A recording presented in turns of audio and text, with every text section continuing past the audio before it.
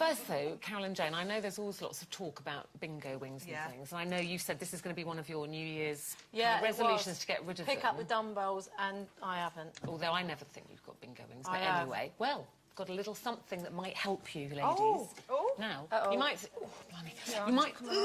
You might think that's just an ordinary dumbbell, but no, take one each. This is a vibrating dumbbell. Vibrating? Yes. It vibrates. It vibrates, and apparently... Right, go on. It's going to give you toned, sculpted arms. Well, right, there's a double hand front. Stop it. Right, Jane, there's a side to side. There's a side to side. Do you know what? And there's a behind the head. Behind the head. What does it feel like? It just feels wrong. It feels wrong. It doesn't feel... It doesn't... Now, if you do that... It doesn't look right, does it? If you do that, it says that will create up to 240 muscle contractions in a minute. Yeah, and if you do that, if you shake it backwards and forwards for 6 minutes a day, you can wave bye-bye to those bingo wings. Okay. Anyway. Okay, so we'll give them a go then. Take them home, give them a go. I can't wait. It's all to do with the vibration. You really have to pump them, don't you? Yeah. That's like that. You have to go a bit... You have to really pump them. Right, okay. Right. Anyway, take them home with you. I'm exhausted. Take them home and let us know how you get on. Oh, my little guinea now. pigs. Can't wait. Now, listen, we're talking fitness, obviously, there, and health. And the Tory health spokesman, Andrew Lansley, he's been setting out the Conservatives' public health strategy, and they seem to be very keen on labelling everything for us. They want alcohol units to be replaced with centilitres on cans and bottles. That's apparently going to combat the confusion around units, which I don't understand anyway. They also want to see fast food chains publicise the calorie content on their menus, and they want all food packaging to show daily guidelines amounts of fat, sugar and salt. Yes, Carol's bored already.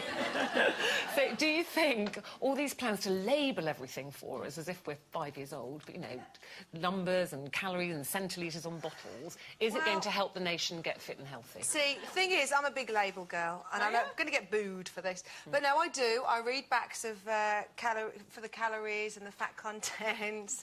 I take the notice, but I read them. And last night... last night I did something stupid, terribly wrong. I went to see Legally Blonde, and because it was so amazing, I sat there and thought, oh, I just fancy a few little chocolates. So they don't have the little bags, do they? No, in big theatres. bags. No, big bags. So I sat there, and I was like that. I was laughing so much. I didn't realise that end of Act 1, eating the whole box of chocolates, felt a bit sick, and then looked at the back and thought, oh my God, look how many calories I've just eaten. Why did you look? What's the point of doing that? Because I needed to tell myself off so I wouldn't do it again. I bet you will. But of course I will. Of course I will. But no, I think for me, I don't know, it just makes you feel better because we all lie to ourselves. I lie to myself about how many calories I'm eating in the day.